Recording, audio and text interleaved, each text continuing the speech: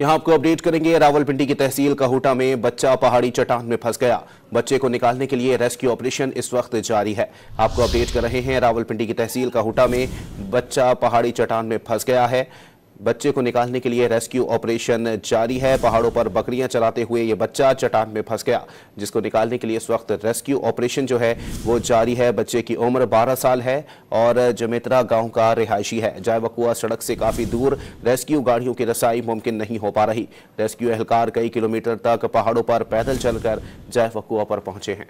यहाँ आपको अपडेट करेंगे, रावलपिंडी की तहसील काहूटा में बच्चा पहाड़ी चट्टान में फंस गया। बच्चे को निकालने के लिए रेस्क्यू ऑपरेशन इस वक्त जारी है। आपको अपडेट कर रहे हैं, रावलपिंडी की तहसील काहूटा में बच्चा पहाड़ी चट्टान में फंस गया है। बच्चे को निकालने के लिए रेस्क्यू ऑपरेशन जारी है। पहाड़ों पर बकरियां चराते हुए ये बच्चा चट्टान में फंस गया, जिसको निकालने के लिए इस वक्त रेस्क्यू ऑपरेशन जो है वो जारी है। बच्चे की उम्र 12 साल है और जमेत्रा गांव का रिहायशी है। जाए वकुआ सड़क से काफ़ी दूर रेस्क्यू गाड़ियों की रसाई मुमकिन नहीं हो पा रही। रेस्क्यू एहलकार कई किलोमीटर तक पहाड़ों पर पैदल चलकर जाए वकुआ पर पहुंचे हैं।